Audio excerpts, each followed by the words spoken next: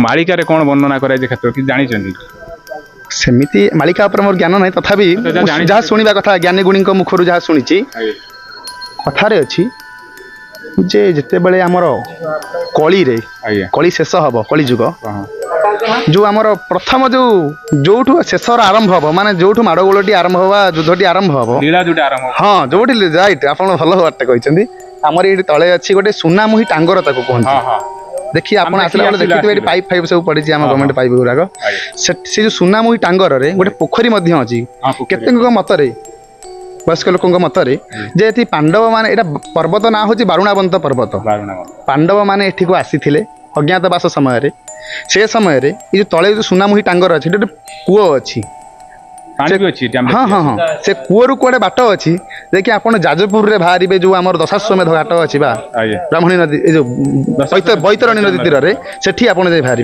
कहुए सेमती बाट अच्छी तो पानी सब बेले तो से जो युद्धटी हम कहुई मालिक आहरी गोटे कथा अच्छी आम ग्राम आम ग्राम देवती अच्छा चामुंडा कोटराक्षी बहुत पुरातन ये मंदिर जमी पुरातन सी भी सेमती पुरातन देवी से जो कहुए चंडी चामुंडा माने से आविर्भाव हे एबे भी आम चंडी मंदिर अच्छी चामुंडा भी अच्छी एपटे चंडी मंदिर आम गाँव में चामुंडा आज्ञा ये से प्रादुर्भाव बढ़े मनीष मान पापी मान संहार करेंगे।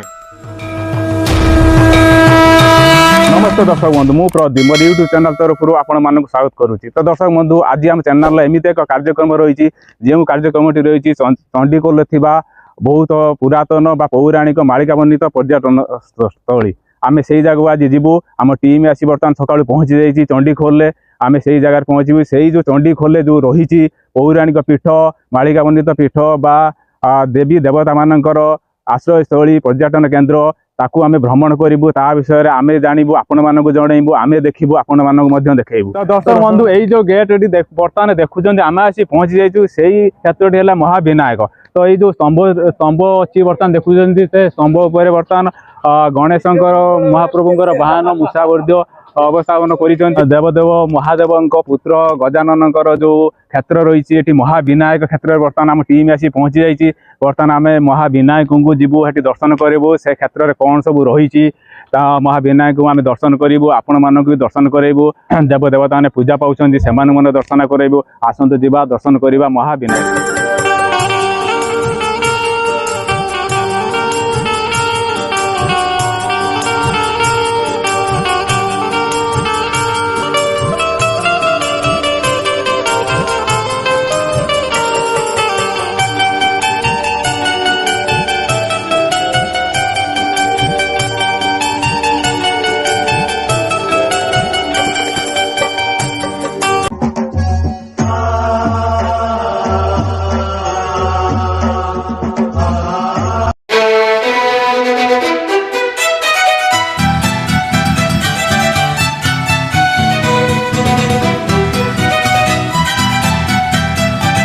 बंधु अपेक्षार अंत घटी शेष आम आसी पहुँची जाइए से जो महाविनायक प्रभु पाखे आसतु जा जो मंदिर आपण मैंने देखुं यही मंदिर में पूजा पाँच महाविनायक।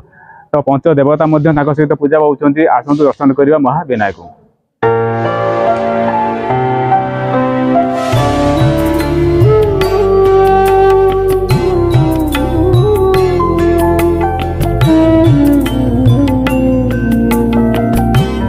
विनायक प्रभु मंदिर को प्रवेश कलु मंदिर रे पूजक नना कमल लोचन को आम भेटिलु।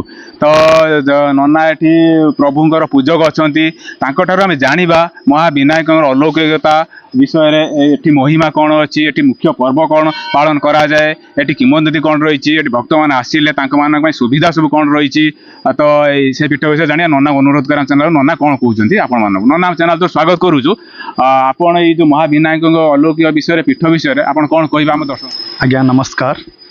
गणे नारायणे रुद्रे अंबिके भास्करे तथा भिन्ना भिन्न न कर्तव्यं पंचदेव नमस्तुते। महाविनायक मंदिर जो चंडीखोल रे अच्छी गाँव नाम हूँ दर्पणीगढ़ गाँव में ये मंदिर दर्पणीगढ़ आज्ञा ये गाँव में महाविनायक मंदिर अच्छी जो महाविनायक मंदिर आप बर्तमान देखुं कह जाए जे ए मंदिर को सोमवंशी राजा माने तैयारी करथिले केसरी वंशर जो राजा माने द्वादश शताब्दी रे तैयारी करथिले 1200 मसीहा बेले ए मंदिरटी तैयारी हेची। ଆମର କୁହନ୍ତି ଯଜାତି କେଶରୀ ଯେଉଁ ସମୟରେ ଭୁବନେଶ୍ୱରର ଲିଙ୍ଗରାଜ ମନ୍ଦିର ରାଜାରାଣୀ ମନ୍ଦିର ମୁକ୍ତେଶ୍ୱର ମନ୍ଦିର ସେଇ ସମୟର ଏହି ମନ୍ଦିରଟି ସେଇ ସମୟରେ ମନ୍ଦିର ମାନେ ଏଇ ଯୋଉ- ଆଜ୍ଞା ସେଇ ସମୟର ମନ୍ଦିର ଆଜ୍ଞା। ପରେ ମନ୍ଦିର ଭାଙ୍ଗିଛି ବହୁତ ଥର ଭାଙ୍ଗିବାରେ ପୁନଃ ନିର୍ମାଣ ବି କିଛି ଅଂଶ ହେଇଛି ବର୍ତ୍ତମାନ ଯେଉଁ ଆମର ମୁଖଶାଳା ଅଛି ମୁଖଶାଳାର କିଛି ଅଂଶ ଉପର ଅଂଶ ସିଏ ବୋଧହୁଏ 20-22 ବର୍ଷ ଭିତରେ ତିଆରି ହେଇଛି ଆଉ ମନ୍ଦିର ମୁଖ୍ୟ ଯେଉଁ ଦେବତା ଅଛନ୍ତି ଆମର ପଞ୍ଚଦେବତା ଗଣେଶ ବିଷ୍ଣୁ ଶିବ ଦୁର୍ଗା ସୂର୍ଯ୍ୟ ସୂର୍ଯ୍ୟ ମୁଖ୍ୟ ହେଉଛନ୍ତି ମହାଗଣପତି ମହାବିନାୟକ ମନ୍ଦିର ସାଧାରଣତଃ ଯେଉଁମାନେ ଆସୁଛନ୍ତି ଭକ୍ତମାନେ ସେମାନଙ୍କ ମନ୍ଦିରରେ ଟିକେ ସଙ୍କୋଚ ରହୁଛି ଯେ ମହାବିନାୟକ ମନ୍ଦିର ଲୋକ ଦେଖୁଛନ୍ତି ଶିବଲିଙ୍ଗ ଶିବଲିଙ୍ଗ ହଁ ଆମେ ସାଧାରଣ ତ ଯିଏ- ବର୍ତ୍ତମାନ ସେଇଆ ଦେଖିଲୁ ଆଜ୍ଞା ଯେଉଁମାନେ ବି ଭକ୍ତ ଆସୁଛନ୍ତି ସେଠି ସଙ୍କୋଚରେ ରହୁଛନ୍ତି ଜାଣିପାରୁନାହାନ୍ତି ତ ଏଠି ଯେଉଁ ଏଇ ଯେଉଁ ଲିଙ୍ଗ ଆକୃତିର ଅଛି ସେଇ ଲିଙ୍ଗ ତାକୁ ନୁହଁ ତାକୁ ଆମେ ଶକ୍ତି ବୋଲି କହୁଛୁ ବା ଭଗବାନଙ୍କର ଗୋଟେ ସ୍ୱରୂପ ସ୍ୱରୂପ ସେ ସ୍ୱରୂପରେ ଯେଉଁ ପଞ୍ଚଦେବତା ପୂଜା ହେଉଛନ୍ତି ତାର ମୂଳ ହେଉଛନ୍ତି ମହାଗଣପତି ହଁ ଏଠି ମୁଖ୍ୟ ହେଲେ ଗଣପତି ମହାପ୍ରଭୁ ଆଜ୍ଞା ଆଜ୍ଞା ମହାଗଣପତି ସେ ହେଉଛନ୍ତି ପୂର୍ଣ୍ଣ ବ୍ରହ୍ମ ସେଇ ଗଣେଶଙ୍କ ସହିତ ଅନ୍ୟମାନେ ପୂଜା ହୁଅନ୍ତି ଯେଉଁଭଳି ଭାବରେ ଅଗ୍ନି କୋଣରେ ଆମର ଶିବ ପୂଜା ହୁଅନ୍ତି ନୈଋତ କୋଣରେ ବିଷ୍ଣୁ ବାୟବ୍ୟ କୋଣରେ ସୂର୍ଯ୍ୟ ଉତ୍ତରକୁ ଦେବୀ ଦେବୀ ମା ଦୁର୍ଗା ବି ପୂଜା ପାଉଛନ୍ତି ଆଜ୍ଞା ସେ ଗଣେଶ ସାମ୍ନାରେ ବୃଷଭ ବାହନ ଅଛନ୍ତି ବୋଲି ପ୍ରାୟତଃ ଲୋକ ଶିବ ମନ୍ଦିର ଭାବନ୍ତି ଆଜ୍ଞା ଶୈବମାନଙ୍କ ପ୍ରାଦୁର୍ଭାବ ବଢ଼ିବାରୁ ଏଇ ଯେଉଁ ଗାଣପତ୍ୟ ସବୁ ମନ୍ଦିର ଥିଲା ସେ ବର୍ତ୍ତମାନ ଶୈବ ମନ୍ଦିରରେ ହେଇଯାଇଛି ବର୍ତ୍ତମାନ ସେ। ବିନାୟକଙ୍କ ମନ୍ଦିର ପାଖରେ ଆହୁରି ଗୋଟିଏ ମନ୍ଦିର ଅଛି ସେଠି ପ୍ରଭୁ ରାଧାକୃଷ୍ଣ ବି ପୂଜା ପାଉଛନ୍ତି ଆସନ୍ତୁ ମୁଁ ଆପଣମାନଙ୍କୁ ଦର୍ଶନ କରେଇଦେବି ପ୍ରଭୁ ରାଧାକୃଷ୍ଣ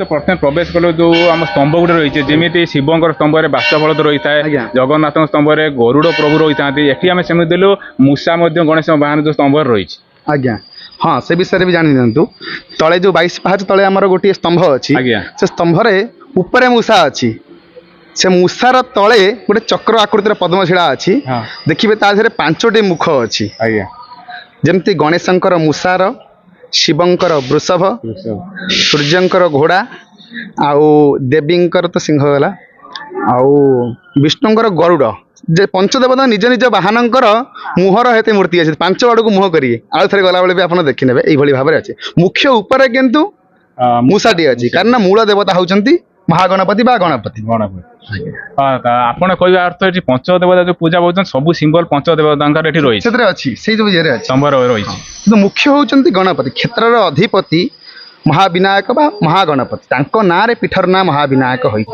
ଏଠି ଆମର ଯେଉଁ ପୂଜା ପଦ୍ଧତି ଅଛି ଆମେ ଯେଉଁ ପୂଜା କରୁଛୁ ଭଗବାନଙ୍କୁ ଆଜ୍ଞା ଆମର ପୂଜା ହେଉଛି ଯେମିତି ସବୁ ମନ୍ଦିରରେ ଯେଉଁଭଳି 3 ଧୂପ 5 ଅବକାଶ ଆଜ୍ଞା ସେଥିରେ ଆମର ମହାଗଣପତିଙ୍କ ମନ୍ତ୍ରରେ ହିଁ ପୂଜା କରାଯାଏ ବା ଗଣପତିଙ୍କ ହିସାବରେ ତ୍ରିବାଡ଼ ପୂଜା ପଦ୍ଧତି ତାକୁ ମଧ୍ୟ କୁହାଯାଏ ଆଜ୍ଞା ନନା ଆମକୁ ଗୋଟେ କଥା କୁହନ୍ତୁ ଏଠି ମୁଖ୍ୟ ପର୍ବ କ'ଣ ଏଇ ପୀଠରେ ପାଳନ କରାଯାଏ ଆଜ୍ଞା ମୁଖ୍ୟ ପର୍ବ ହେଉଛି ଗଣେଶଙ୍କର ଚତୁର୍ଥୀ ମାଘ ମାସରେ ବି ଗୋଟିଏ ଚତୁର୍ଥୀ ପଡ଼େ ଆଜ୍ଞା। ଭାଦ୍ରବ ମାସରେ ବି ଗୋଟିଏ ଚତୁର୍ଥୀ ପଡ଼େ ଦୁଇଟି ଆଙ୍କର ଆମର ମୁଖ୍ୟ ପର୍ବ ହଁ ତ ତାପରେ ଅନ୍ୟାନ୍ୟ ଯେଉଁ ପଞ୍ଚଦେବତାଙ୍କର ପୂଜା ପର୍ବାଣୀ ରହିଲା ଯେଉଁଭଳି ଆମର ଦେବୀଙ୍କର ଯେଉଁ 16 ଦିନାତ୍ମକ ପୂଜା ସିଏ ବି ଗୋଟିଏ ହୁଏ ବାସନ୍ତୀ ଦୁର୍ଗା ପୂଜା ଶାରଦୀୟ ଦୁର୍ଗା ପୂଜା ଆଉ ସୂର୍ଯ୍ୟଙ୍କର ଯେଉଁ ଶାମ୍ବ ଦଶମୀ ସପ୍ତମୀ ଯେଉଁ ଆମ ମାଘ ସପ୍ତମୀ ଅଛି ଏଇଭଳି ଭାବରେ ପୂଜା ହୁଏ ମୁଖ୍ୟତଃ ଅଧିକ ଗହଳି ହୁଏ ଆମର ଏଠି ଜାଗର ଶିବରାତ୍ରି ସମୟରେ ଆଜ୍ଞା ବହୁତ ଲୋକ ଯେହେତୁ ଶୈବ ଭକ୍ତ ସବୁଆଡ଼େ ଅଧିକ ତେଣୁ ଏଇ ଜାଗାରେ ଯଜ୍ଞ ବି ଆମର ସେଇ ଜାଗର ସମୟରେ ହୁଏ 5 ଦିନ ଯଜ୍ଞ ହେବ ମଝି ଦିନରେ ଜାଗର ପଡ଼େ ଜାଗର 2 ଦିନ ପୂର୍ବ ଆରମ୍ଭ 2 ଦିନ ପରେ ଶେଷ ତ ଯଜ୍ଞ ସମୟରେ ଲକ୍ଷାଧିକ ଲୋକ ହୁଅନ୍ତି ଏଠି ଦୋକାନ ବଜାର ବହୁତ ପଡ଼େ ଆଉ ନନା ଏଠି ଗୋଟେ ମୁଁ ନୂଆ କଥା ଦେଖିଛି କି ପଦ୍ମ ତ ସବୁଆଡ଼େ ମାନେ ଇଏ କଲର ହୁଏ ଏଠି ନୀଳ ପଦ୍ମ କିନ୍ତୁ ଦେଖିବାକୁ ମିଳେ ଯାହା ପ୍ରଭୁଙ୍କର ପୂଜାରେ ଲାଗିଥାଏ ନୀଳ ପଦ୍ମ କାହିଁକି ଏଠି ପ୍ରଭୁଙ୍କ ପୂଜାରେ ଲାଗିଥାଏ ସେମିତି ଆମେ କିଛି କହିପାରିବୁନି ଆଜ୍ଞା। କିନ୍ତୁ ଯେହେତୁ ପଞ୍ଚଦେବତା ପୂଜା ହୁଅନ୍ତି ସବୁ ଦେବଙ୍କ ନିଜସ୍ୱ କିଛି ଜିନିଷ ଅଛି ଯେ ସେଇ ଦେବତାଙ୍କୁ ଚଢ଼ା ହେବ ଯେଉଁଭଳି ଭାବରେ ଶିବଙ୍କୁ ଆମେ ଧର ବେଲପତ୍ର ଅର୍ପଣ କରିବା କିନ୍ତୁ ତୁଳସୀ ଚଢ଼ାଯାଏନି କେବଳ ତୁଳସୀ ଜଟା ଚଢ଼ାଯାଏ ତୁଳସୀ ଚଢ଼ାଯାଏନି ବିଷ୍ଣୁଙ୍କୁ ଆମେ ବେଲପତ୍ର ଚଢ଼େଇ ପାରିବେ କି ନାହିଁ କିନ୍ତୁ ଏଠି ଯେଉଁ ପଞ୍ଚଦେବତା ଏକ ହେଇକି ରହୁଛନ୍ତି କ'ଣ କହୁଛେ ଆମେ ଶ୍ଲୋକରେ ନା ଭିନ୍ନ ଭିନ୍ନ ନୁହଁ କର୍ତ୍ତବ୍ୟଂ ପଞ୍ଚଦେବ ନମସ୍ତେ କେହି ଅଲଗା ନୁହଁ ସମସ୍ତେ ଏକ ହେଇକି ପୂଜା ହେଉଛନ୍ତି ତେଣୁ ତାଙ୍କ ଉପରେ ସବୁ ପଞ୍ଚଦେବତା ଯାହା ବି ଫୁଲ ସବୁ ଫୁଲ ସେ ପାଇବେ ଆଉ ନୀଳପଦ୍ମ ଯେଉଁ ଆପଣ କହିଲେ ନୀଳପଦ୍ମ ଆମ ପାଖରେ ପୋଖରୀ କିଛି ଅଛି ସେଥିରେ ନୀଳପଦ୍ମ ଫୁଟେ ଭଗବାନଙ୍କର ପତ୍ର ପୁଷ୍ପ ଫଳ ଭଗବାନ ସବୁ ପାଇବେ, ଯାହା ବି ଆମେ ଭକ୍ତିରେ ସମର୍ପଣ କରିବା ପାଇବେ। ପାଖରେ ଯେହେତୁ ଅଛି ଭକ୍ତମାନେ ଆଣିକି ଦିଅନ୍ତି ଭଗବାନଙ୍କୁ ସମର୍ପଣ। ଆମେ ବର୍ତ୍ତମାନ ଆସି ପହଞ୍ଚି ଯାଇଛୁ ସେ ମହାବିନାୟକ ପୀଠରୁ ଉପରେ ଯୋଉ ପାହାଡ଼ ଉପରେ ରହୁଛନ୍ତି ମା ବନ ଦୁର୍ଗା। ସେଇ ମା ବନ ଦୁର୍ଗାଙ୍କ ପାଖକୁ ଯିବା ପାଇଁ ଏ ଯୋଉ ପାହାଚ କରାଯାଇଛି, ପାହାଚ ମଧ୍ୟ ଦେଇ ମା ବନ ଦୁର୍ଗାଙ୍କୁ ଆପଣମାନେ ଦର୍ଶନ କରିପାରିବେ। ତ ଆମେ ବର୍ତ୍ତମାନ ମା ବନ ଦୁର୍ଗା ପାଖକୁ ଯିବୁ, ଆମେ ଦର୍ଶନ କରିବୁ, ଆପଣମାନଙ୍କୁ ବି ଦର୍ଶନ କରାଇବା। ଆସନ୍ତୁ ଯିବା ମାଙ୍କୁ ଦର୍ଶନ କରିବା। ଆମେ ଶୁଣିଛୁ ଯେ ଉପରେ ଗୋଟେ ପଦ୍ମ ପୋଖରୀ ଅଛି, ସେ ବିଷୟରେ ଜାଣିଛନ୍ତି କି ଆପଣ? କୁହନ୍ତି ପାହାଡ଼ ଉପରେ। ହଁ ଶୁଣନ୍ତୁ, ଆମେ ବି ବାବୁ ଏ ବିଷୟରେ ଶୁଣିଛୁ, ଆଜ୍ଞା କିନ୍ତୁ କେବେ ବହୁତ ବଣ ଜଙ୍ଗଲ ସେ ଜାଗାକୁ ଖୋଜିଛୁ, ଆମେ ଦେଖିନୁ ସେ ଜାଗା। କାରଣ ପାହାଡ଼ ବହୁତ ଉଞ୍ଚା, 1200-1300 ଫୁଟ ହେଲାଣି ପାହାଡ଼ ଉଞ୍ଚା, ଜଙ୍ଗଲ ବି ଉପରେ ବହୁତ ପ୍ରଖର। ତେଣୁ ସେ ଜାଗାରେ ପହଞ୍ଚିବା ଭାରି କଷ୍ଟ, ହେଲେ ଶୁଣାଯାଏ, କେହି ଦେଖି ନାହାନ୍ତି। ଏମିତି ମାଳିକାରେ ବି ସେ ବିଷୟରେ ବୋଧହୁଏ ଲେଖା ହୋଇଛି, ମୁଁ ପଢ଼ିଛି, ମାଳିକାରେ ବି ଏଭଳି ଅଛି। ଆମେ ଶୁଣିଛୁ, ଆମ ଜେଜେବାପା ମାନେ ଜେଜେମାନେ ବାପା ବି ଏ କଥା କହିଛନ୍ତି, ସେମାନେ ଦେଖିଛନ୍ତି। ବର୍ତ୍ତମାନ କିନ୍ତୁ ଆମେ ଆଉ ଦେଖିନୁ, ଖାଲି ଶୁଣିବା କଥା ଯେ ସେଠି କୁଆଡ଼େ ବାଘମାନେ ପାଣି ପିଇବାକୁ ଆସନ୍ତି। କିଛି ଆମର ଶବର ଲୋକ ଏଠି ଅଛନ୍ତି ଯେଉଁମାନେ କୁହନ୍ତି ଯେ ସେଠି ସେମାନେ ଦେଖିଛନ୍ତି ବାଘ ହରିଣ ମାରିକିରି ସେଠି ଖାଇଛି ଏବଂ ପାଣି ମଧ୍ୟ ପିଇଛନ୍ତି ସେ ଏଭଳି ପୋଖରୀରୁ। ଆଜ୍ଞା, ସେ ବହୁତ ଉପରେ ପାହାଡ଼ ଉପରେ ଅଛି, ଆମେ ଦେଖିନୁ କେହି। ନିଘଞ୍ଚ ଜଙ୍ଗଲ ସେଠି। ମଣିଷ ଆପଣ ଟିକେ କହିବେ କି ଯୋଉ ମାଳିକାରେ କ'ଣ ବର୍ଣ୍ଣନା କରାଯାଇଛି କ୍ଷେତ୍ର କିଛି ଜାଣିଛନ୍ତି? ସେମିତି ମାଳିକା ଉପରେ ମୋର ଜ୍ଞାନ ନାହିଁ, ତଥାପି ଯାହା ଶୁଣିବା କଥା ଜ୍ଞାନୀ ଗୁଣୀଙ୍କ ମୁଖରୁ ଯାହା ଶୁଣିଛି, କଥାରେ ଅଛି ଯେ ଯେତେବେଳେ ଆମର କଳିରେ କଳି ଶେଷ ହବ, କଳିଯୁଗ, ଯୋଉ ଆମର ପ୍ରଥମ ଯୋଉଠୁ ଶେଷର ଆରମ୍ଭ ହବ, ମାନେ ଯୋଉଠୁ ମାଡ଼ଗୋଳଟି ଆରମ୍ଭ ହବ, ଯୁଦ୍ଧଟି ଆରମ୍ଭ ହବ, ହଁ ଯୋଉଠି, ରାଇଟ୍, ଆପଣ ଭଲ ବାର୍ତ୍ତା କହିଛନ୍ତି। ଆମର ଏଇଠି ତଳେ ଅଛି ଗୋଟେ ସୁନାମୁହିଁ ଟାଙ୍ଗର ତାକୁ କୁହନ୍ତି। ଦେଖି ଆପଣ ଆସିଲା ବେଳେ ଦେଖିଥିବେ ଏଠି ପାଇପ୍ ଫାଇପ୍ ସବୁ ପଡିଛି, ଆମ ଗଭର୍ଣ୍ଣମେଣ୍ଟ ପାଇପ୍ ଗୁଡାକ। ସେ ଯୋଉ ସୁନାମୁହିଁ ଟାଙ୍ଗରରେ ଗୋଟେ ପୋଖରୀ ମଧ୍ୟ ଅଛି। କେତେଙ୍କ ମତରେ, ବୟସ୍କ ଲୋକଙ୍କ ମତରେ, ଯେ ଏଠି ପାଣ୍ଡବ ମାନେ, ଏଇଟା ପର୍ବତ ନାଁ ହଉଛି ବାରୁଣାବନ୍ତ ପର୍ବତ। ପାଣ୍ଡବ ମାନେ ଏଠିକୁ ଆସିଥିଲେ ଅଜ୍ଞାତବାସ ସମୟରେ। ସେ ସମୟରେ ଏଇ ଯୋଉ ତଳେ ଯୋଉ ସୁନାମୁହିଁ ଟାଙ୍ଗର ଅଛି, ଗୋଟେ କୂଅ ଅଛି। ହଁ ହଁ ହଁ, ସେ କୂଅରୁ କୁଆଡେ ବାଟ ଅଛି, ଯାଇକି ଆପଣ ଯାଜପୁରରେ ବାହାରିବେ, ଯୋଉ ଆମର ଦଶାଶ୍ୱମେଧ ଘାଟ ଅଛି ବା ବ୍ରାହ୍ମଣୀ ନଦୀ, ଏ ଯୋଉ ବୈତରଣୀ ନଦୀ ତୀରରେ, ସେଠି ଆପଣ ଯାଇ ବାହାରିବେ। କୁହାଯାଏ ସେମିତି ବାଟ ଅଛି, ପାଣି ସବୁବେଳେ ଏମିତି। ତ ସେଇ ଯୋଉ ଯୁଦ୍ଧଟି ହବ କୁହାଯାଇଛି ମାଳିକାରେ। ତା ସହିତ ଆହୁରି ଗୋଟେ କଥା ମଧ୍ୟ ଅଛି, ଆମ ଗ୍ରାମରେ ଆମ ଗ୍ରାମ ଦେବତୀ ଅଛନ୍ତି, ସେ ହଉଛନ୍ତି ଚାମୁଣ୍ଡା କୋଟ୍ରାକ୍ଷୀ। ବହୁତ ପୁରାତନ, ଏ ମନ୍ଦିର ଯେମିତି ପୁରାତନ, ସିଏ ବି ସେମିତି ପୁରାତନ ମନ୍ଦିର। ସେଇ ଯୋଉ କୁହାଯାଏ ଯେ ଚଣ୍ଡୀ ଚାମୁଣ୍ଡା ମାନେ ସେଠି ଆବିର୍ଭାବ ହେବେ। ଏବେ ବି ଆମର ସେଠି ଚଣ୍ଡୀଙ୍କ ମନ୍ଦିର ଅଛି, ଚାମୁଣ୍ଡା ବି ଅଛି। ଏପଟେ ଚଣ୍ଡୀ ମନ୍ଦିର, ଆମ ଗାଁରେ ଚାମୁଣ୍ଡା ମନ୍ଦିର। ଆଜ୍ଞା, ଏଇଠି ସେମାନେ ପ୍ରାଦୁର୍ଭାବ ବଢ଼ିବେ, ମଣିଷ ମାନଙ୍କୁ, ପାପୀ ମାନଙ୍କୁ ସଂହାର କରିବେ। ଆଜ୍ଞା, ଯଦି ଆମର ଭକ୍ତମାନେ କେହି ଆସିବା ପାଇଁ ଚାହୁଁଛନ୍ତି କ୍ଷେତ୍ରକୁ, କେମିତି କ'ଣ ଆସିବାର ସୁବିଧା ଏଠି ରହିଛି? ଆଜ୍ଞା, ଆପଣ ସିଧା ଆମର ଭୁବନେଶ୍ୱରରୁ ଚଣ୍ଡିଖୋଲକୁ NH-16 ଯୋଉ ରୋଡ ଅଛି, ସିଧା ଚଣ୍ଡିଖୋଲ ଆସିବେ। ଚଣ୍ଡିଖୋଲରୁ ବାମକୁ ଡୁବୁରି ରୋଡରେ 3 କିଲୋମିଟର ଆସିଲା ପରେ ଆମର ବୋର୍ଡ ମରା ହେଇଛି ମହାବିନାୟକ ମନ୍ଦିରକୁ ରାସ୍ତା। ଗ୍ରାମର ନାଁ ଦର୍ପଣୀଗଡ଼, ବଡ଼ଚଣା ଜିଲ୍ଲା, ଥାନା ବି ବଡ଼ଚଣା। ଆଜ୍ଞା, ତ ନନା ଏଠି ଯଦି ଭକ୍ତ ଦୂରରୁ ଭକ୍ତ ଆସିଲେ ପ୍ରସାଦ ସେବନ କରିବା ପାଇଁ ବ୍ୟବସ୍ଥା ଅଛି କି? ଆଜ୍ଞା ହଁ, ସେ ବିଷୟରେ ବି ଆମର ପ୍ରସାଦ ସେବା ବ୍ୟବସ୍ଥା ହେଇଛି। ଠାକୁରଙ୍କର ଯୋଉ ନୀତି ପ୍ରସାଦ ଅଛି, ଭଗବାନ ଯଜମାନ ମାନେ ପାଇବା ପାଇଁ ବ୍ୟବସ୍ଥା ଅଛି। ଯେଉଁମାନେ ଆସୁଛନ୍ତି ଭକ୍ତମାନେ ଦୂର ଜାଗାରୁ ଖରାବେଳେ ଆସିଲେ ଖଣ୍ଡେ ପ୍ରସାଦ ଖାଇବାକୁ ତାଙ୍କର ଇଚ୍ଛା ଅଛି, ବ୍ୟବସ୍ଥା ଅଛି। କିଛି ତାର କିଛି ମୂଲ୍ୟ ଅଛି, ସେ ମୂଲ୍ୟ ଦେଇକି ସେମାନେ ପାଇପାରିବେ। ଏବଂ ତା ସହିତ ବ୍ୟବସ୍ଥା ବି ଅଛି, ଯେଉଁ ଭକ୍ତମାନେ ଆସୁଛନ୍ତି ଦୂରରୁ ରହିବା ପାଇଁ, ସେମାନଙ୍କ ପାଇଁ ବି ଆମର ଓଡ଼ିଶା ଟୁରିଜମ ପକ୍ଷରୁ ଯେଉଁ ଘର ଗୁଡ଼ିକ ନିର୍ମାଣ ହେଇଛି, ବଙ୍ଗଳା ଅଛି 2ଟି, ଗୋଟେ ଫରେଷ୍ଟ ବଙ୍ଗଳା ବି ଏଠି ଅଛି। ଭକ୍ତମାନେ ଆସିଲେ ତାଙ୍କ ପାଇଁ ବ୍ୟବସ୍ଥା ଅଛି, ସେଠି ରହିପାରିବେ। ତ ନନା ଆମେ ଲୋକମାନଙ୍କ କଥାରୁ ବହୁତ କିଛି ଶୁଣିଥିଲୁ କି ସେମାନେ ଆସନ୍ତି ମାନସିକ ପ୍ରଭୁ କରନ୍ତି, ମାନସିକ ବି ପ୍ରଭୁ ତାଙ୍କର ପୂର୍ଣ୍ଣ କରନ୍ତି। ସେ ବିଷୟରେ କ'ଣ କହିବା? ହଁ, ବହୁତ କିମ୍ବଦନ୍ତୀ ଭଗବାନଙ୍କ ଉପରେ ଅଛି ଏମିତି ଯେ ଭକ୍ତ ଭଗବାନଙ୍କୁ ଡାକିଛନ୍ତି, ଭଗବାନ ବି ତାର ଯୋଉ ଜିନିଷ କେବେ ବି ସମ୍ଭବ ନୁହଁ, ଅସମ୍ଭବ ସେ ଜିନିଷ ସମ୍ଭବ ହେଇଛି। ବହୁ ରୋଗୀ ଆସିଛନ୍ତି, ଯୋଉ ରୋଗ କି ଅସାଧ୍ୟ ରୋଗ ସହଜରେ ଭଲ ହବନି, ସେ ରୋଗ ବି ଖଣ୍ଡନ ହେଇଛି। ହଁ, ସବୁ ରୋଗ ଭଲ ହେଇଯାଇଛି, ଏମିତି ସେମିତି ରୋଗ ପାଇଁ ତ ଔଷଧ, ଭକ୍ତି ବି ବଡ଼ ଜିନିଷ। ନା ଆପଣ ଯେତେ ଦିନ ପ୍ରଭୁଙ୍କର ସେବା କଲେଣି, କିଛି ପ୍ରଭୁଙ୍କର ଅଲୌକିକତା ଆପଣ ଅନୁଭବ କରିଛନ୍ତି କି? ଭଗବାନଙ୍କର ଉପଲବ୍ଧି, ଠିକ କଥା। ସେମିତି ମୁଁ କେବେ, ଆମେ ଏମିତି ପ୍ରମାଣ ମୁଁ ଦେବିନି ଯେ ନାଇଁ ମୁଁ ଦେଖିଛି ବୋଲି ଭଗବାନଙ୍କୁ। ଭାବ ଭକ୍ତି ବଡ଼ ଜିନିଷ। ଯିଏ ତାଙ୍କୁ ଭାବରେ ଡାକିଲା ସେ ଭାବର ଦେବତା। ଯିଏ ତାଙ୍କୁ ଭକ୍ତିରେ, ଶ୍ରଦ୍ଧାରେ, ନିଷ୍ଠାରେ ଡାକିଲା, ଭଗବାନ କୌଣସି ନା କୌଣସି ରୂପରେ ଆସି ତମ ପାଖରେ ଅଛନ୍ତି। ତମେ ତାଙ୍କୁ ମେନ୍ ଚିହ୍ନିବା ଦରକାର, ତାଙ୍କୁ ଜାଣିପାରିବା ଦରକାର। ତମର ସେମିତି ଭକ୍ତି ଥିବ ତମେ ଚିହ୍ନି ପାରିବ ସେ କୋଉ ରୂପରେ। ସେମିତି କ'ଣ ଭଗବାନ ସବୁବେଳେ କ'ଣ ଗଣେଶ ଆମେ ପୂଜା କରୁଛୁ ମାନେ ଗଣେଶଙ୍କ ଶୁଣ୍ଢ ନବେଇକିରି ହାତ ଧରେ ପାଶ ଅଙ୍କୁଶ ଧରିକି ଆସିବେ କି? ସେ କୌଣସି ରୂପରେ ଆସିକି ଆମ କାମ ଟିକେ କରିଦେଇଯିବା। ତେଣୁ ଆମେ ତାଙ୍କୁ ଉପଲବ୍ଧିଟା ବଡ଼ ଜିନିଷ। ସେମିତି ହେଇଛି ବହୁତ ଜୀବନରେ, ଏମିତି ବହୁତ ଜିନିଷ ଅଛି। ମୁଁ ପାଠ ପଢ଼ିଲା ବେଳେ ଭୁବନେଶ୍ୱରରେ ବହୁତ ଏମିତି ଘଟଣା ହେଇଛି। ଭଗବାନଙ୍କୁ ଡାକିଛି ଅସୁବିଧା ବେଳେ, ତ ସେତେବେଳେ ଭଗବାନ ବି ଆମକୁ ସାହା ହେଇଛନ୍ତି। ଥରେ ମୋର ଭଲ ଘଟଣା ଟିକେ କହୁଛି ଶୁଣନ୍ତୁ। ମୁଁ ଯେତେବେଳେ 11-12 ବର୍ଷ ଥିଲି, ମୁଁ ବେଦ ପଢ଼ୁଥିଲି ଭୁବନେଶ୍ୱରରେ। ସେତେବେଳେ ଆମେ ଯାଇଥିଲୁ, ଆମର ଗୋଟେ ପରୀକ୍ଷା ଥିଲା, ଗୋଟେ ଏକ୍ଜାମ୍ ଥିଲା ଏଠି ତିରୁପତିରେ। ଆମେ ତିରୁପତିର ଟ୍ରେନରେ ଚଢ଼ିଲୁ। ଆମେ 2 ଜଣ ସାଙ୍ଗ ଥିଲୁ। ମୋତେ 11 ବର୍ଷ, ତାକୁ 10 ବର୍ଷ ହେଇଥାଏ। 11 ବର୍ଷ 10 ବର୍ଷ ଆମେ ତିରୁପତି ବି ଯାଇଥିଲୁ। ହଁ, ସେତେବେଳେ ଯାଇଥିଲୁ। ଆମ ଏକ୍ଜାମ୍ ଥିଲା ବେଦର। ତ ଏଠୁ ପରୀକ୍ଷା ଦେଇକି ଆସିଲା ବେଳକୁ ଆମ ସାର୍ କ'ଣ ଟ୍ରେନରେ ଆଉ ଚଢ଼ି, ଆମ ଗୁରୁଜୀ ଯିଏ ଥିଲେ ଆମ ସାର୍, ସିଏ ଆଉ ଟ୍ରେନରେ ଚଢ଼ି ନାହାନ୍ତି। ଟ୍ରେନ୍ ପଛରେ ରହିଯାଇଛନ୍ତି। ଟ୍ରେନ୍ ଛାଡ଼ି ଦେଇଛି। ଆମେ ସେତେବେଳେ ଆମେ ଜାଣିପାରିଲୁ ଯେ ସାର୍ ଆଉ ଚଢ଼ି ନାହାନ୍ତି ଟ୍ରେନରେ ବୋଲି। ମାନେ ଛୋଟ ଛୁଆ, ମୁଣ୍ଡ ଖରାପ ହେଇଗଲା, ସାର୍ ଆସିନାହାନ୍ତି, ବର୍ତ୍ତମାନ କ'ଣ ହେବ? ତେଣୁ ମୁଁ ଭଗବାନଙ୍କୁ ପ୍ରଭୁଙ୍କୁ ସ୍ମରଣ କଲି, ପ୍ରଭୁ ରକ୍ଷା କର। ଛୋଟ ଛୁଆ ଆମେ କିଛି ଜାଣିପାରିବୁନି, କୁଆଡ଼େ କ'ଣ ପଳେଇବୁ ଯଦି ଟ୍ରେନ୍ ନା ଲୋକ କିଏ ଗୋଟେ ଧମକେଇ ଦେଲେ। ଟ୍ରେନ୍ ତ ଆପଣ ଜାଣିଥିବେ ସବୁ କୋଉଭଳି ଅବସ୍ଥା ଆଗରୁ ଥିଲା। ତ ଏମିତି ଗୋଟେ ଭଗବାନଙ୍କୁ ସ୍ମରଣ କଲି। ବିଶ୍ୱାସ କରିବେନି, ଆମେ ବୋଧେ 2-3 ଘଣ୍ଟା ଭିତରେ ଭଗବାନଙ୍କର ଦୟାରୁ ହଉ ଯାହା ବି ହଉ, ଆମ ସାର୍ ଆସି ଆମକୁ 3 ଘଣ୍ଟା ପରେ ସେଇ ଟ୍ରେନରେ ଆମକୁ ଦେଖାଦେଲେ। ସେଇ ଟ୍ରେନରେ ସେ କହିବା କଥା ଯେ ଟ୍ରେନରେ ଛାଡ଼ି ଦେଇଥିଲା।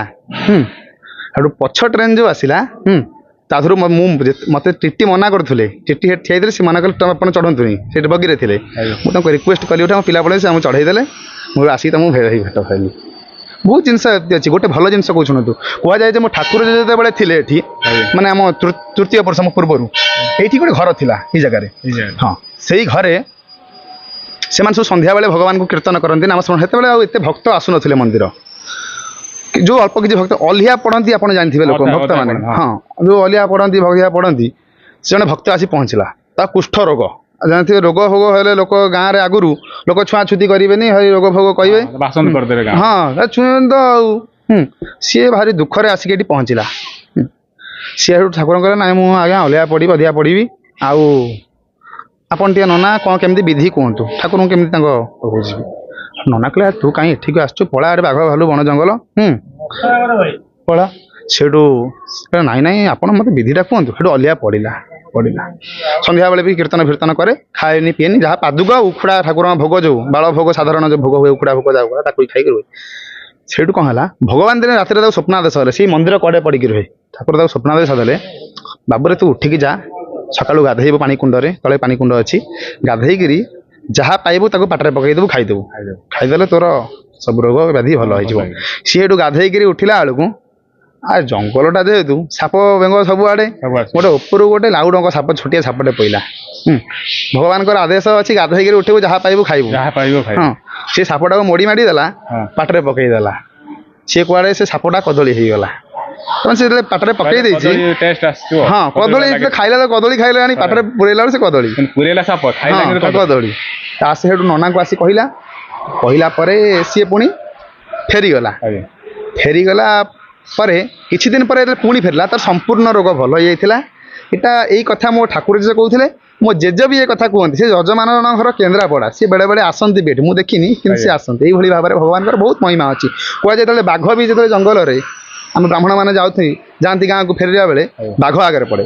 ଯେ ମହାବିନାୟକୁ ସ୍ମରଣ କରେ, ବାଘ ବି ବାଟ ତାକୁ ଛାଡ଼ିଦିଏ। କଥାରେ ଅଛି, ବାଘ ବି ହଁ, ପାଦୁକ ବାଣୀରେ ସେ ଅଭୟ ବର ଦିଅନ୍ତି। ଯେତେ ଲୋକ ଭୟରେ ହେଇଥାଉ, ଡରିକି ଥାଉ, ବିଲ ବାଡ଼ି ଯାହା ସମସ୍ୟା ଅଛି, ଅଦାଲତ ସମସ୍ୟା ସବୁ ପ୍ରକାର, ଭଗବାନଙ୍କ ପାଦୁକଟିଏ ପାଇଦେଲେ, ସେ ଭକ୍ତିରେ ଯଦି ପାଇଦେଲ, ତମେ ଅଭୟ ହେଇଗଲ। ଆମେ ଆସିଥିଲୁ, ନନାଙ୍କୁ ଭେଟିଲୁ, ନନାଙ୍କ ଠାରୁ ବହୁତ କିଛି ଆମେ ଜାଣିବାକୁ ପାଇଲୁ ମହାବିନାୟକଙ୍କ ବିଷୟରେ, ବା ନନାଙ୍କ ଅନୁଭୂତି ବି ବହୁତ ଆମକୁ ସେୟାର କଲେ, ଆପଣମାନଙ୍କୁ ବି ସେୟାର କଲେ। ତ ତେଣୁକରି ଆମ ଚ୍ୟାନେଲ ତରଫରୁ ନନାଙ୍କୁ ଅନେକ ଅନେକ ଧନ୍ୟବାଦ ଜ୍ଞାପନ କରୁଛୁ। ନମସ୍କାର।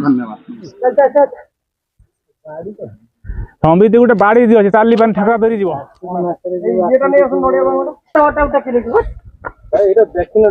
ବର୍ତ୍ତମାନ ଦେଖନ୍ତୁ, ଦର୍ଶକ ବନ୍ଧୁ ଦେଖନ୍ତୁ, ମାଙ୍କଡ଼ ମାନଙ୍କ ଭୟରେ ବର୍ତ୍ତମାନ ଅମିତି ସେଠି ବାଁଶ ଗଛରୁ ଡାଳ ଭାଙ୍ଗୁଛନ୍ତି। ବର୍ତ୍ତମାନ ଆମର ମନୋରଞ୍ଜନ ବର୍ତ୍ତମାନ ନଡ଼ିଆ ଭଙ୍ଗ ଧରିଲେଣି। ଆମର ରତ୍ନା ଭାଇ ତାଙ୍କର ଡାଳ ଧରିଲେଣି, ଆଉ ସମ୍ବିତ ବାବୁ ତାଙ୍କର ଗୋଟେ ଡାଳ ଧରି ଆଗରେ ଚାଲୁଛନ୍ତି। ତାର ଆମେ ମଝିରେ ଚାଲିଛୁ।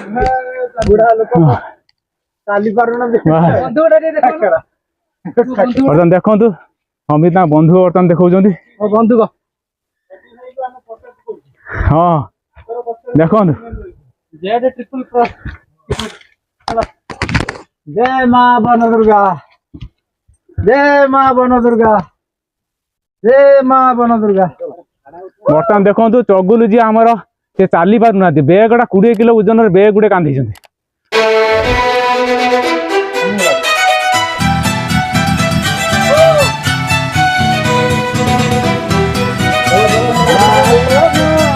बर्तमान देखो भावुले संबित जापर कहते बैक नहीं जावाई देख सी बर्तमान आगे चलती गाड़ी हाँ सी चली पार ना बर्तमान आम कौन कलु कि ORS पानी दिहला बर्तमान स्टेमिना भरला सी तेणुक मनोबल बढ़ला तेणुक कहले ना पाँच बाटे बड़ बड़ आंब गछ भी रही जंगल मध्य तीख उठाणी रास्ता खरा भी बहुत जोर हो गुड़गुड़ी भी करुच्ची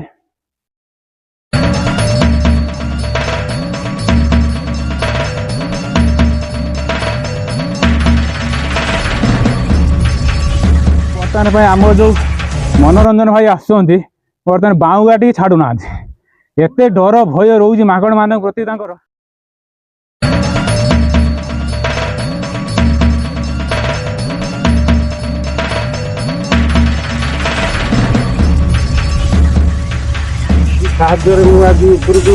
उठिकी सफलतार पहाड़ चढ़ी जाइए।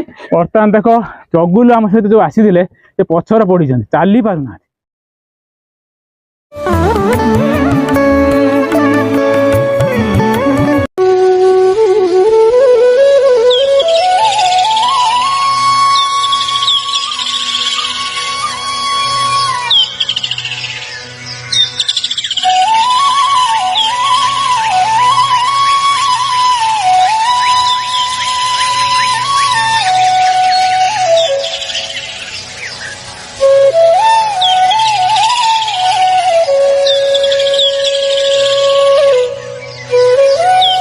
पहुँचीगलु से जो पहाड़ उपर माँ बन दुर्गा पीठरे पूजक अच्छा आम पूजक को अनुरोध कर चैनल तरफ से माँ विषय किसी आपण मानक जनइबे तो आम चैनल तरफ ना आपन को स्वागत करुचु तो ये जो माँ बन दुर्गा विषय किसी आम दर्शक मानक कहे देश भाग्यम आरोग्यम देहि मे परम सुखम रूपम देहि जयम देहि स्वस्ते दिशो दे माँ बन दुर्गा नमो नमः। माँ को ना हूँ बन दुर्गा माँ थे जुग जुग धरी ये अंचल जड़े धर बाबा भी माँ को किसी दिन सेवा करी कहले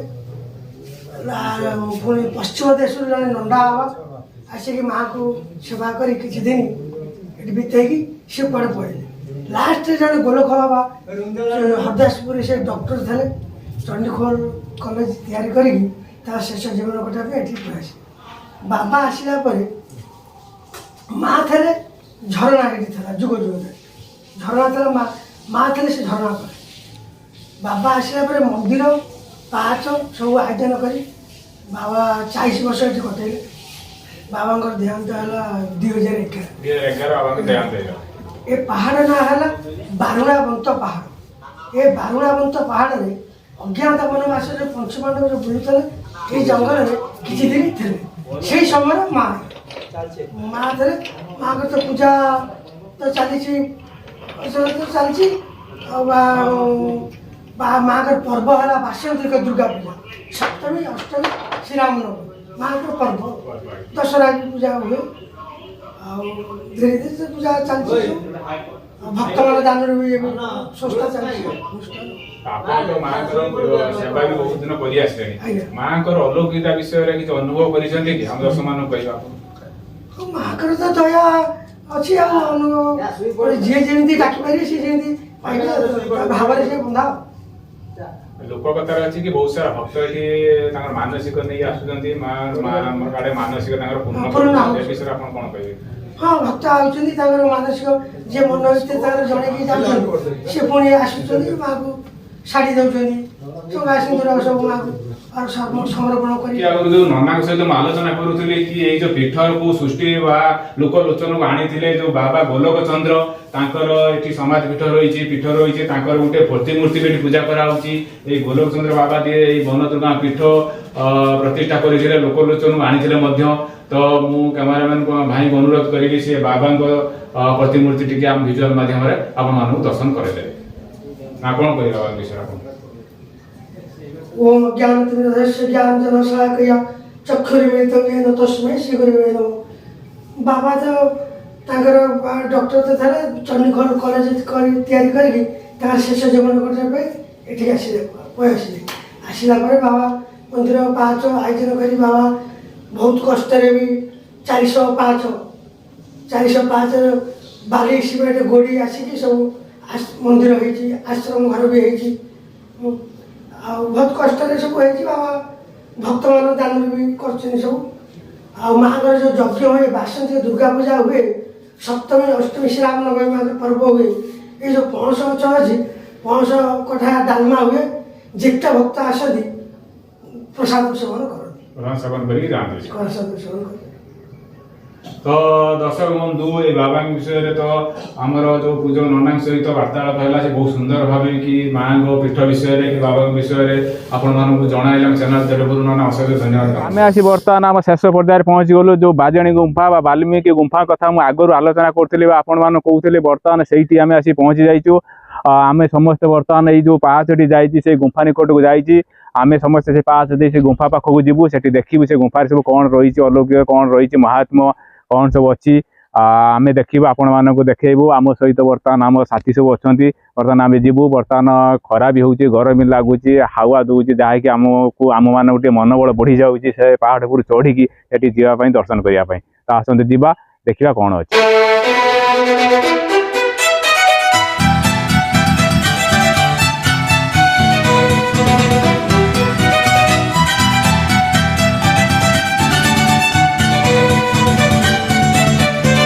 सारा पणस भी पणस भी पाची एठी जो माकड़ माने बा वन्य जीवजंतु माने पणस खाउथिबार मध्य लक्ष्य करा होउची। पणस बास्ना बहुत सुंदर बासुची।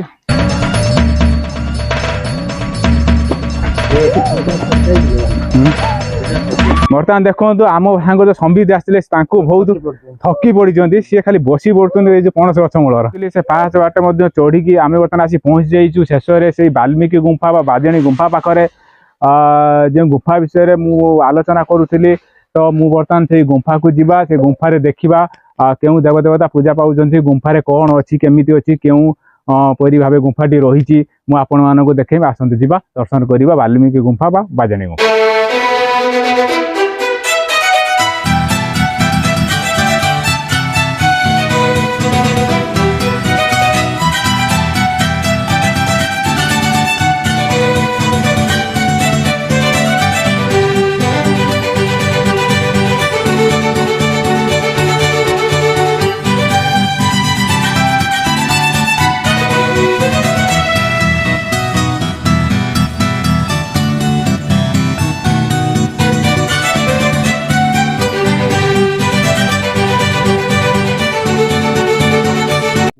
एठी से गोटे शिवलिंग अच्छी देख यू देखा यू नाग बाहर जीवंता नाग बाहर ये शिवलिंग पत्थर गोटे सिंदूर भरा है शिवलिंग ये गोटे नाग बाहर बुझे ये जो ठाकुर फोटो रखाई भर गुंफा अच्छे सुड़ंग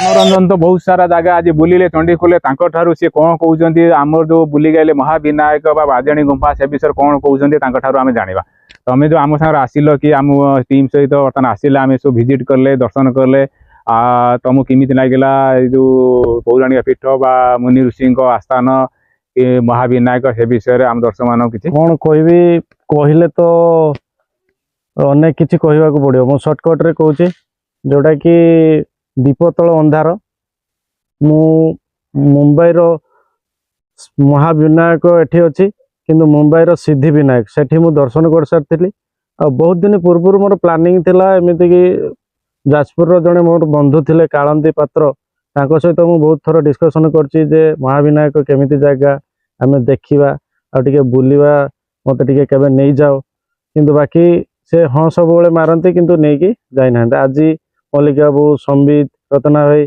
आ मोर पुतुरा बापू चगुल भाई आम समस्ते सांग होइके आसिलु एवं अवर्णनीय जोटा कि वर्णना करहब ना जो जगह ताकू न देखिले किंबा आसी उपभोग न कले के जड़े कहले ताकू केबे होची जानि परिबे नाही प्रथम कथा आउ मु जा फील करछि जे दीपतल अंधार आमे बहुत बाटे बुली किंतु ओडिशार एमिति जगह अच्छी किंबा आम जाजपुर डिस्ट्रिक्ट एमिति जगह अच्छी भद्रक एमिति जगह अच्छी जोटा कि आपण मैंने आसतु देखु एवं नूतन जगार संधान करूँ महाविनायक बाबद आम तो बहुत किसी पौराणिक बाबद जानिलु मु सबूटा वर्णना करवा ठीक हम ना आपण यूट्यूब माध्यम किंबा मल्लिकामुख माध्यम जानवे बा शुणवे बाकी हूँ वाल्मीकि ऋषि तो तांको बाबद आम कौन कहू सी तो जड़े महान पुरुष जोटा कि तांको स्थली सी जो मरा मरा मरा मरा